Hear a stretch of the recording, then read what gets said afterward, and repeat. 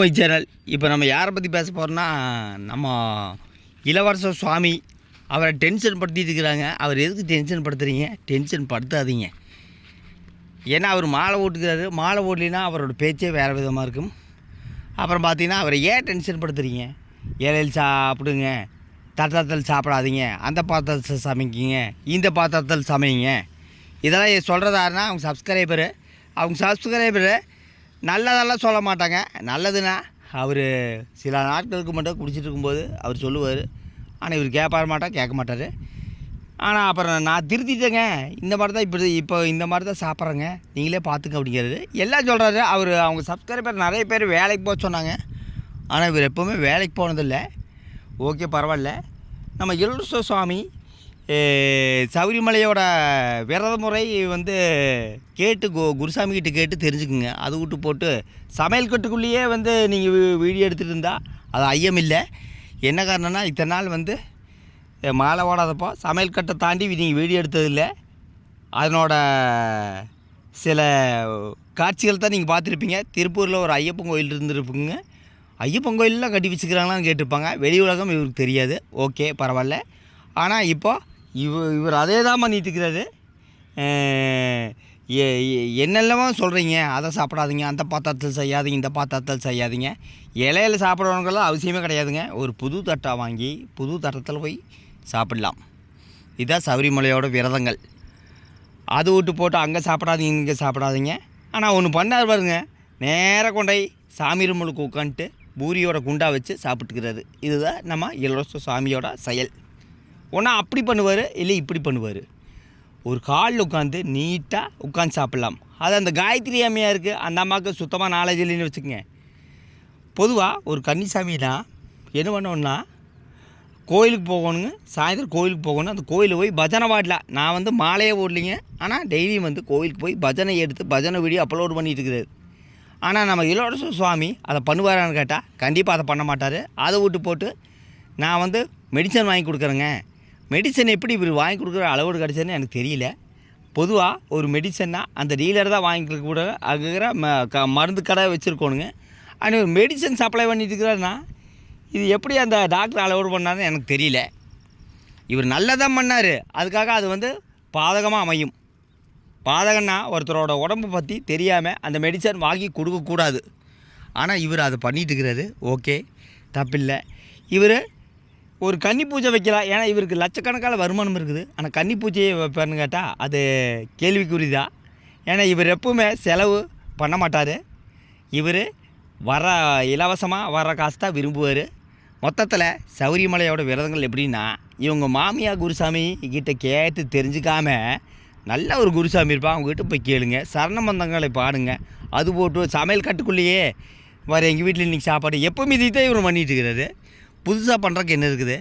எப்போ மாலை போடாமல் இது தான் இவர் 365 நாளும் பண்ணிவிட்டு இலவச வருமானம் பார்த்துருக்குறாங்க. ஆனால் இப்போ பண்ணுறக்கு என்ன இருக்குதுன்னு கேட்டால், இவர் எந்த வேலை வெட்டிக்கும் போனதில்லைன்னு வச்சுக்கோங்க. இலவசத்தில் ஊர்ன ஒரு சுவாமிகள். இப்போ சாமின்னு தான் சொல்லணும். ஏன்னா நான் ரெஸ்பெக்டோடு தான் பேசணும். ஒரு கழுத்தில் மாலை போட்டால் அந்த ஐயப்பா பக்தர்களை மரியாதைக்கு பேசணும். மொத்தத்தில் பார்த்திங்கன்னா இவர் சமையல் கட்டிலேருந்து இப்போ சாமி ரூமுக்கு போயாச்சு. சாப்பிட்ற தவிர எங்கள் வீட்டில் எதுவுமே கிடையாதுன்னு வச்சுக்கோங்க. அப்புறம் பொங்கல் ஐயப்பனுக்கு படையல் கிடையல் எதுவுமே கிடையாது. சபரிமலை விஷயத்தில் புதுசாக விதிகளை புகுத்தாதீங்க. படையலுங்கிறது மாரியம்மன் கோயிலா இல்லை முருகன் கோயிலா? ஐயப்பனுக்கு படையலே கிடையாதுங்க. சும்மா புதுசாக அந்த அம்மா ஒன்று சொல்லிகிட்டு இருக்குது. அதாவது நீங்கள் ஒரு பூஜை வைக்கணுன்னா ஒரு குருசாமி கிட்ட கேட்டு தெரிஞ்சுக்குங்க. இல்லைன்னு நான் சொல்லி கொடுக்குறேன். பூஜை சாமான்களை வாங்க. 3 போட்டோ வைக்கணுங்க. அதாவது முருகன் போட்டோ, விநாயகர் போட்டோ, நடுவில் ஐயப்பன் போட்டோ.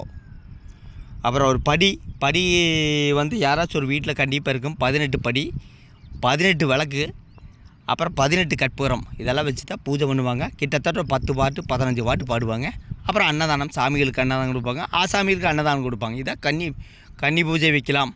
இல்லைன்னா ஒரு 6 பேர்த்துக்கு 7 பேர்த்துக்கு வாங்கி கொடுக்கலாம். இதுதான் ஒரு சுவாமி செய்யும் சபரிமலைக்கு செய்யும் முறைகள். அதை விட்டு போட்டு சமையல் கட்டுக்குள்ளேயே சாமி எல்லாத்தையும் சாமி சரணம் கூப்பிட்டு சமையல் கட்டுக்குள்ளேயே வீடியோ பார்க்குறாரு. மத்தியானம் சாப்பிட்றதா, நைட் சாப்பிட்றத தவிர ஒன்றுமே இல்லையா. ஒரு கோவிலுக்கு போகலாம். இவர் எந்த கோயிலுக்கு இது வரைக்கும் போகல. ஒரு அம்மா கிட்ட ஆசீர்வாதம் வாங்கிட்டு தான் நம்ம மாலை ஓடணும். மாலை ஓடுறதுக்கு அப்புறம் தான் அம்மாக்கிட்ட ஆசீர்வாதம் வாங்கணும். அது போட்டு இவங்க மாமியார் வீட்டுக்கு வந்துருக்குறாங்க. அதுக்குள்ளேயே தான் இருக்கிறாங்க. இவங்க அம்மா வீட்டுக்கு போனதை நான் பார்த்ததில்ல. மொத்தத்தில் இளவரச சுவாமி மாலை ஓட்டுறது நல்ல விஷயந்தான். ஆனால் செய்கிற முறை தான் தப்பு. என்னென்னா, இவர் ஒரு இடத்துல உட்காந்துட்டு நாங்கள் இங்கே வாத்து கறி செஞ்சு கொடுப்பாங்க, வாத்து சூப்பராக இருக்குங்க, அது விழாக்கு போனால் ரொம்ப நாள் ஆசை அப்படிங்கிறாரு. இப்போ அது சொல்கிற டைம் பாருங்கள். மாலை போட்டு மாமிசத்தை பற்றி பேசவே கூடாது. ஆனால் இவர் பேசி போட்டு ஐயோ மாலை போட்டாச்சுங்க, கறி பற்றி பேசக்கூடாது அப்படின்னு சொல்கிறது நம்ம இளவரச சுவாமிக்கு கைவந்த கலை. மொத்தத்தில் அவரை டென்ஷன் படுத்தாதீங்க, அவரை போக்கில் விடுங்க. அது விட்டு போட்டு அதை பண்ணக்கூடாது, இதை பண்ணக்கூடாது, அதை பண்ணக்கூடாதுன்னா என்னென்னு தெரியல. மொத்தத்தில் இளவரச சுவாமி நேராக போகணுங்க.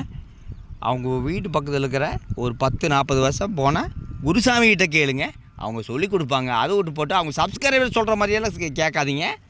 சௌரிமலையை பற்றி அவங்களுக்கெல்லாம் ஒன்றுமே தெரியாது. சௌரிமலையில் இப்போ என்ன நடந்துட்டுருக்குன்னா, கட்டுக்கடக்காத கூட்டம். திங்கக்கிழமை வரைக்கும் 5000 பேர்த்துக்கு தான் ஸ்பாட் புக்கிங். இளவரச சுவாமி ஸ்பாட் புக்கிங் பண்ணலைன்னா தயவுசெய்து போய் இங்கேயே பண்ணிடு. அங்கே போய் பண்ணுறது ரொம்ப சிரமம். 5000 பேர் தான் அளவுடு. மொத்தம் 70,000 80,000 அளவுடு சௌரிமலையில் நார்மலாக வந்துருச்சு. நியூஸில் சொல்கிறதெல்லாம் கேட்காதீங்க. நார்மல் நிலைமைக்கு இயல்பு நிலைக்கு மாறி உள்ளது. இப்போ சௌரிமலையில் தங்க முறைகேடுகள் தொடங்கிட்டு ஒருத்தர் கைது பண்ணிட்டாங்க. அவர் பேர் அதாவது Padmanabhapuram MLA Pathanamthitta MLA Padmanabhan 2019 Devaswom board பிரசிடண்டாக இருக்கிறாரு. அவரை நேற்று 18 மணி நேரம் விசாரணை பண்ணிக்கிறாங்க. பல திடுக்கிடும் தகவல்கள் வந்துட்டுருக்குது. இனிமேல் போகிற நாளில் தான் தெரியும். பக்தர்களை கவலை அடைச் செல்லுது. சௌரிமலையில் மேலே அந்த கதவு பூசுகிற இடத்துல தங்க முறைகள் 2019 நடந்து அவரை முந்தா நேற்று அரெஸ்ட் பண்ணி 10-18 மணி நேரம் விசாரணை பண்ணியிருக்கிறாங்க. அவர் பத்தனந்திட்டா எம்எல்ஏ பத்மநாபன். இதெல்லாம் இளவரசனோட சப்ஸ்கிரைபருக்கு தெரியாது. நாலேஜ் இருக்கிற ஆளு இது பார்க்கலாம். 2019 அவர் தேவசம் போர்டு பிரசிடண்டாக இருக்கிறது. பல உண்மைகள் இனிமேல் தான் வெளிவரப்போகுது. அது பக்தர்களை கவலையடை செய்வதில்லை. மொத்தத்தில் சௌரிமலையில் என்ன நடக்குதுன்னு கேட்டு தெரிஞ்சுக்குங்க. அதை விட்டு போட்டு அங்கே சாப்பிடாதீங்க, இங்கே சாப்பிடாதீங்க, இதெல்லாம் பேசிகிட்டு இருந்து நாலேஜ் வர்றது. சௌரிமலை ஐயப்பன் ஒரு புனிதமான கோயில். அங்கே தங்க முறைகேடுகள் நடந்து ஒருத்தர் அரெஸ்ட் பண்ணிக்கிறாங்க. அது பக்தர்களை கவலையடை செய்துள்ளது. இனி வரும் நாட்களில் அதை பற்றி சொல்ல முடியும்.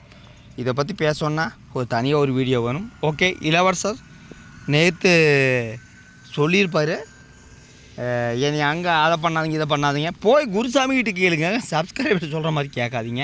ஓகே, அடுத்த வழி சந்திக்கலாம். நன்றி, வணக்கம்.